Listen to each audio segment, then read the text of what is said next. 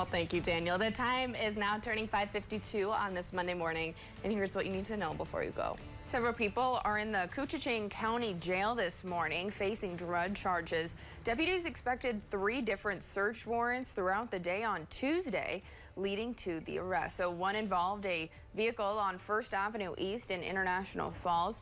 That's when they arrested a passenger and outstanding warrants, and say they eventually found what's believed to be 67 grams of methamphetamine and $3,200 in cash. Later, deputies say they located about 190 grams of the illegal drugs at the home on 9th Street in International Falls, along with $2,300 in cash, and also found 10 grams of meth at a residence.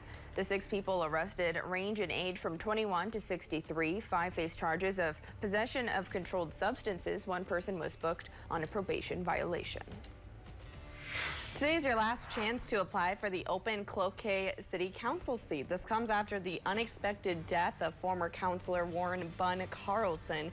He died last month following a genetic heart condition and ongoing health problems.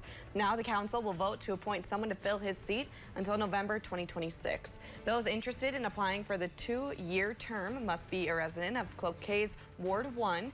Candidates must have lived in that area for at least 30 days to apply.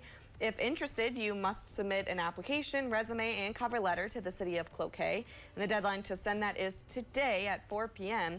Council members will review applications and then interview applicants during their meeting on Tuesday. Northland Constructors of Duluth won the bid for the Skyline Parkway Barden's Peak Scenic Overlook project. This project looks to revitalize the area with the removal of graffiti, trees, fixing culverts, ditches, and retaining walls, also adding interpretive markers to the area. The city says work is expected to start today. Tree removal operations will take place during the week as well. The city is asking the public to use caution when entering the area of the project, as there may be construction along the corridor. During the project, a portion of Skyline Parkway will remain closed to car traffic. Detour signs will be up. A bill to ban cell phones in Wisconsin's classrooms is now heading to the state Senate. That's after the Assembly passed that bill on Wednesday. The bill's author, Republican State Representative Joel Kitchens, says he hopes the ban will reduce distractions in schools and improve student mental health.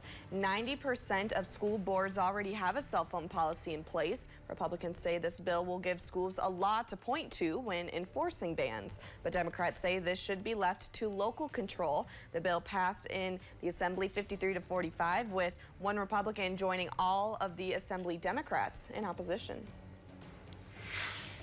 The John Beer Grease Sled Dog Marathon is just 6 days away. After postponing the start of this year's event, Beer Grease sled dog teams are scheduled to race up the North Shore on Sunday. This year's race was originally scheduled for January 26, but was pushed back until March in hopes of more snowfall. The race faced similar difficulties last year, but was canceled. This will be the historic race's 40th year.